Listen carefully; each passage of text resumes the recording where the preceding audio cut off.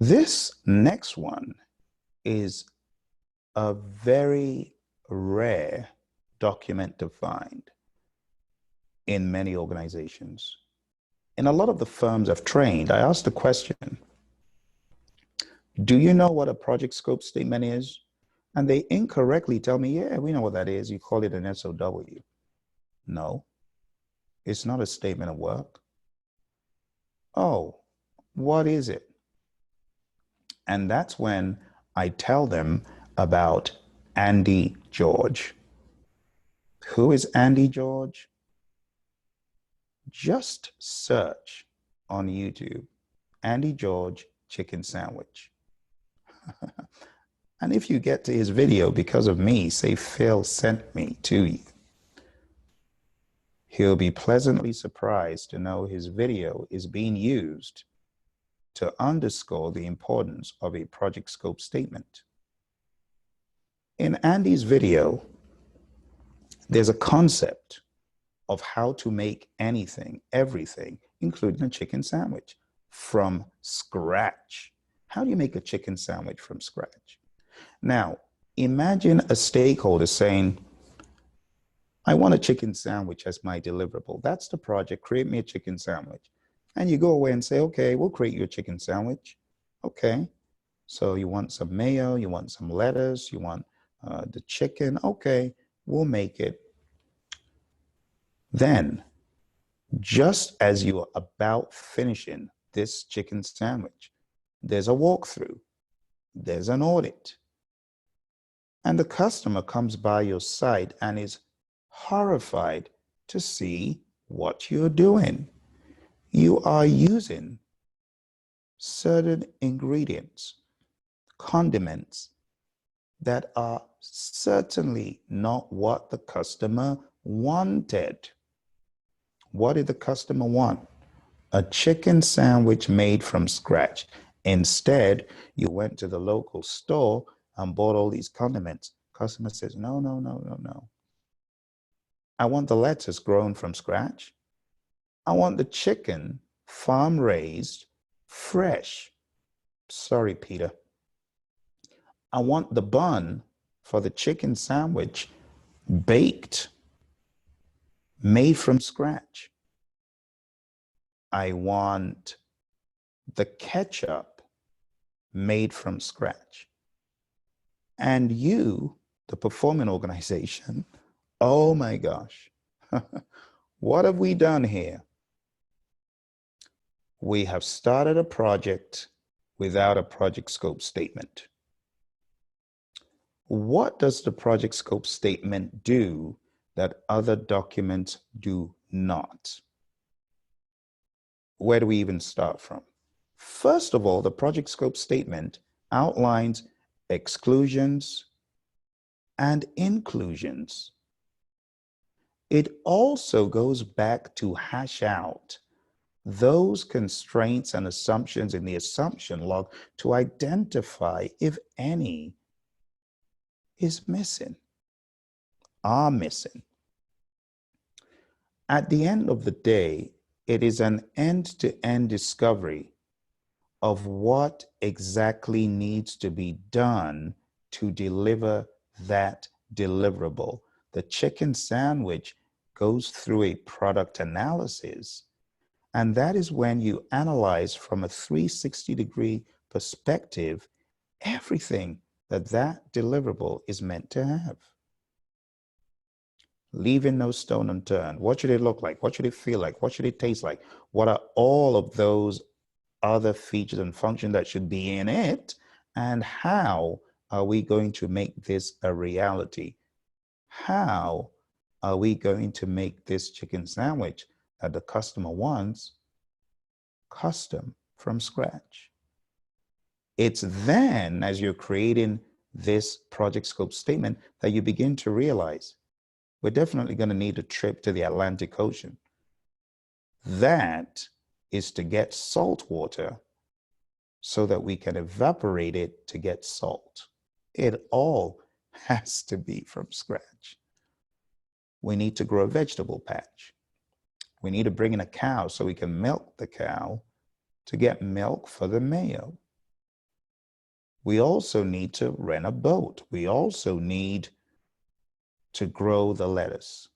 Long story short, Andy George realized it would cost $1,500 to make a chicken sandwich from scratch versus 10, 5, maybe even less dollars to go into the local store, buy the condiments, and throw it together.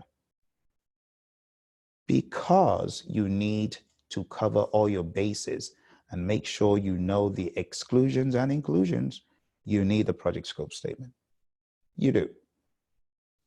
A lot of firms are wasting time and money by not accounting for the inclusions and exclusions and not doing a product analysis.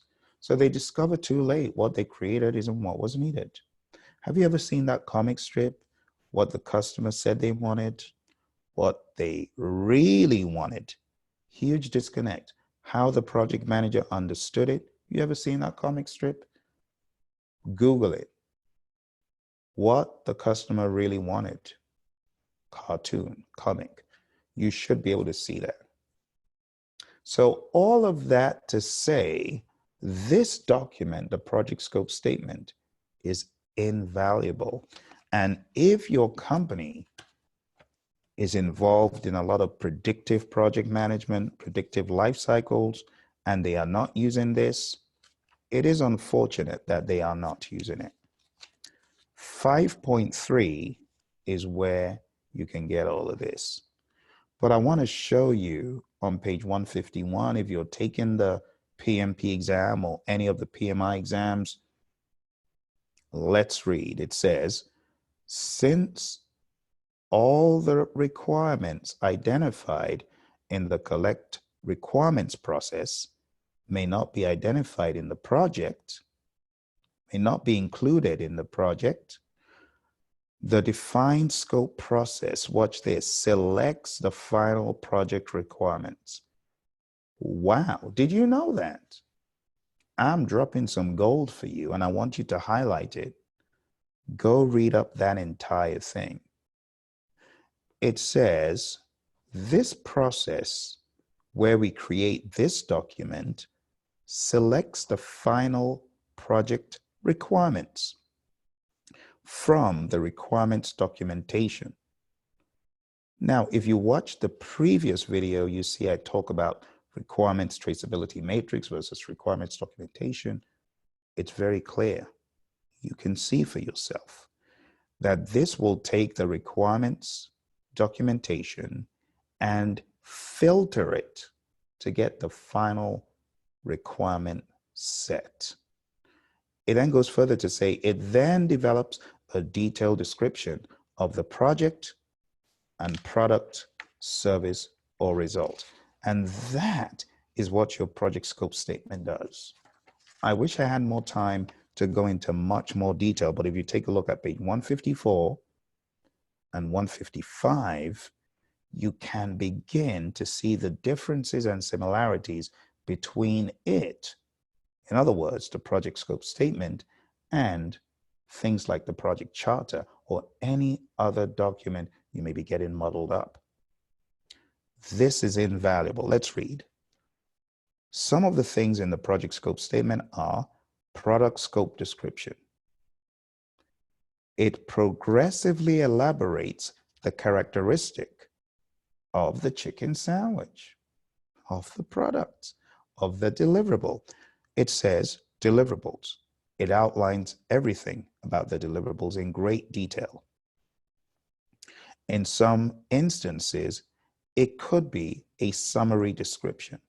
So bear in mind that this document, though the payoff would be great if you needed to go into a lot of detail, on some projects, high level is sufficient. So you got to tailor your application of this. Then it says acceptance criteria. Bear in mind, acceptance criteria is different from approving authority, and that is also different from critical success factors or project success criteria. You got to keep all these terms straight. And that's why you can see the project charter on page 155 next to the project scope statement, because sometimes people get these terminologies mixed up.